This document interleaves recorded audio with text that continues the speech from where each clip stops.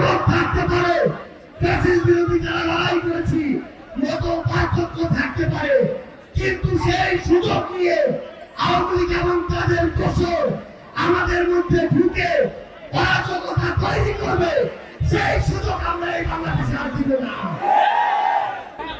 আজকে থেকে 2 দিন আগে রাজস্থান কলেজে যে বিরোধ বিতরণ ঘটনা ঘটেছে, আমরা নিষ্পাপ ছোট ছোট সন্তানদেরকে হারিয়েছি, ভাই বোনদেরকে হারিয়েছি। তাদের জন্য আমাদের অন্তঃস্থল থেকে দোয়া, যারা আমাদেরকে ছেড়ে এই পৃথিবী থেকে চলে যাচ্ছে, আল্লাহ যেন তাদেরকে জান্নাত নসিব করেন। যারা এখন হাসপাতালে ওই ডক্টর শরীর নিয়ে ব্যথায় কাটাচ্ছেন, আল্লাহ যেন তাদেরকে দ্রুত সুস্থ করে দেন, তাদের যে ব্যথা সেই ব্যথাকে প্রশমিত করে দেন।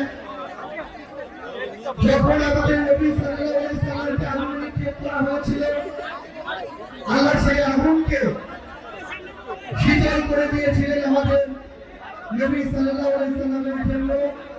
একইভাবে নিষ্পাপ শিশুদেরকে যেন আল্লাহ তাদের ব্যথা প্রশমিত করে দেন।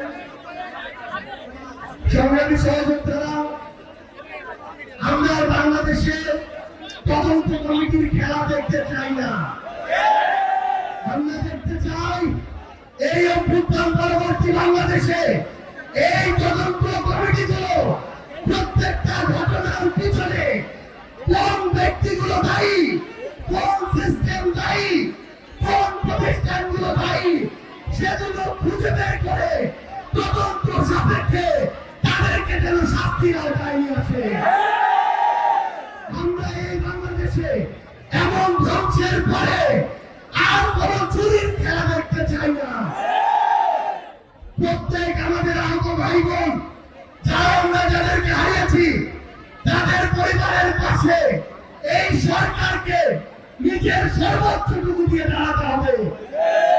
তাদের ওই নিষ্পাপ সন্তানদেরকে ফিরিয়ে দেওয়ার মতো সামর্থ্য এই পৃথিবীতে আর কারো নেই। কিন্তু এই সরকারকে, এই দেশের বিচার বিভাগকে এই ঘটনা তদন্ত সাপেক্ষে সুষ্ঠু বিচার নিশ্চিত করতে হবে এবং সেই দায়িত্ব এই সরকারকে নিতে হবে। আমরা স্পষ্ট করে ঘোষণা দেই, আমাদের অনেক লোক থাকতে পারে, ফ্যাসিস্ট বিরোধী যারা লড়াই করেছি মত পার্থক্য থাকতে পারে, কিন্তু সেই সুযোগ নিয়ে আওয়ামী লীগ এবং তাদের দোসর আমাদের মধ্যে ঢুকে অরাজকতা তৈরি করবে, সেই সুযোগ আমরা এই বাংলাদেশে আর দিব না।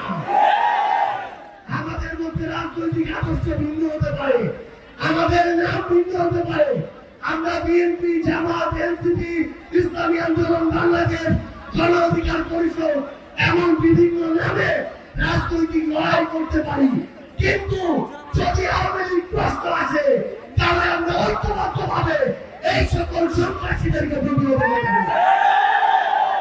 সংগ্রামী সহযোদ্ধারা, আমাদের নিজেদের মধ্যকার মত পার্থক্যে ফাটল ধরিয়ে সুযোগ নেওয়ার জন্য অনেকে বসে আছে। আমরা এই বাংলাদেশে এই সুযোগ আর কাউকে দিব না। আমাদের অভ্যুত্থানে যারা শহীদ হয়েছে, আহত হয়েছে, তাদের উপরে এই হত্যাযজ্ঞ, এই অন্তর্বর্তীকালীন সরকারকে এই গণহত্যার বিচার নিশ্চিত করতে হবে, রায়গুলোকে কার্যকর করতে হবে।